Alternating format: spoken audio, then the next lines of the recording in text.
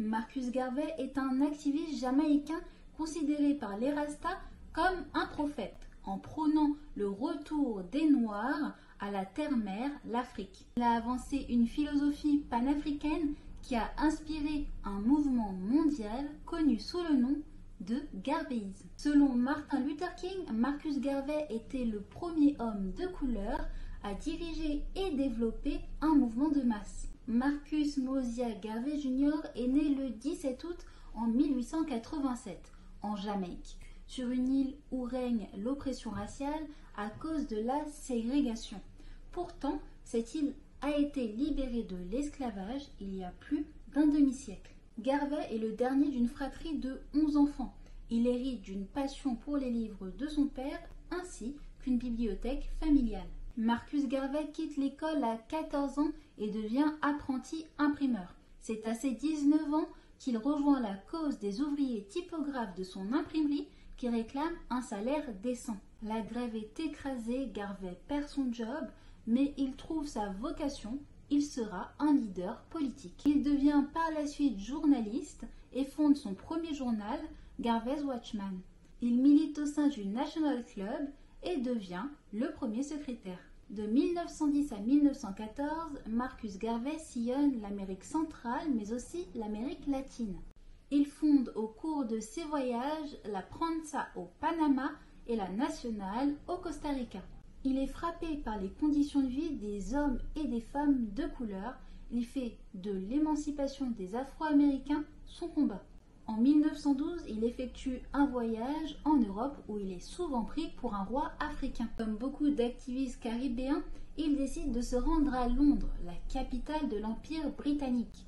C'est aussi la capitale des révolutionnaires, les marxistes ou encore les indépendantistes irlandais. Il découvre l'autobiographie de Booker T. Washington et adhère à sa thèse. Les Africains américains doivent faire la preuve qu'ils méritent les mêmes droits que les Blancs. Dans l'immédiat, Garvey devient factotum, main à tout faire pour African Times et Orient Review, un mensuel consacré aux intérêts des races sombres. Très vite, il passe au bureau des pigistes où il écrit des articles, dont l'un prophétise sur l'unité de la diaspora noire. En 1914, Marcus Garvey retourne en Jamaïque et fonde l'UNIA. l'Universal Negro Improvement Association a une devise, un Dieu, un but, une destinée. Et son voyage le plus impressionnant reste celui qu'il a fait aux États-Unis pour se battre contre le Ku Klux Klan. Je vous explique tout ça tout de suite. Le 1er mai 1917, l'Universal Negro Improvement Association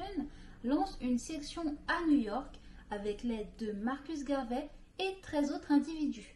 Le mouvement a un drapeau rouge pour le sang versé, noir pour le peuple et vert pour le pâturage de l'Afrique. En 3 mois, l'organisation recrute, devinez combien, 3500 personnes. 2 ans plus tard, il part à New York, direction Harlem, puis il entame un voyage vers le sud qui va le choquer. Il y découvre le lynchage où on pend et brûle des personnes uniquement pour leur couleur de peau. Marcus Garvey a une renommée internationale.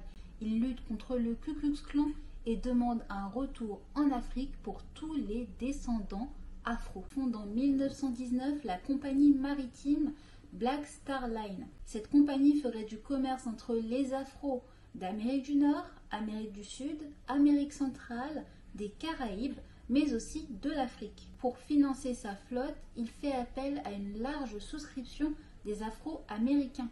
Ainsi, ces derniers deviennent actionnaires de l'entreprise. Conscient de la discrimination des Noirs dans le milieu médiatique, mais aussi économique et industriel, il décide de lancer un journal appelé Le Monde Nègre en 1918. Alors, il tire à peu près 200 000 exemplaires en 1920. Tous les gouvernements coloniaux s'opposent au journal Le Monde Nègre, pensant qu'il incite à se rebeller. Il est donc interdit dans de multiples pays des Caraïbes, mais aussi des pays d'Afrique. Marcus se fait des ennemis et pas n'importe lesquels. À vrai dire, qui est son ennemi? C'est le patron du FBI, Edgar Hoover. Le FBI suit chacun de ses mouvements et tente d'établir une liste de contacts. En fait, le plan, c'est de ruiner la réputation de Marcus Garvey et celle de l'UNIA. Mais pourquoi? En fait, Hoover qualifie Marcus Garvey Jr. d'agitateur de nègres. À vrai dire, Hoover est même allé jusqu'à embaucher le premier agent du FBI noir pour qu'il aille espionner Marcus Garvey Jr. Selon l'historien Winston James, ils ont été jusqu'à saboter la Black Star Line. En passant au crible la compagnie maritime de Marcus Garvey, ils finissent par déclarer qu'il y a une fraude fiscale. Accusé d'escroquerie, Garvey est poursuivi en 1922. D'abord emprisonné, il est ensuite laissé en liberté surveillée. Malheureusement, en 1925, il est enfermé au pénitencier d'Atlanta. Le président Calvin Coolidge commue sa sentence en 1927.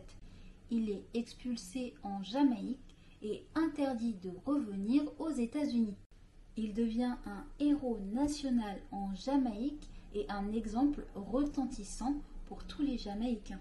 En dépit de cette ambiance sympathique et animée, en 1935, Garvey décide de partir en Angleterre. De là, il regarde la régression de son mouvement.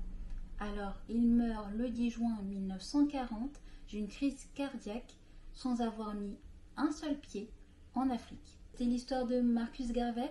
Alors, est-ce que vous le connaissiez et est-ce que vous imaginiez que sa vie avait été aussi périlleuse? N'hésitez pas à le dire dans les commentaires.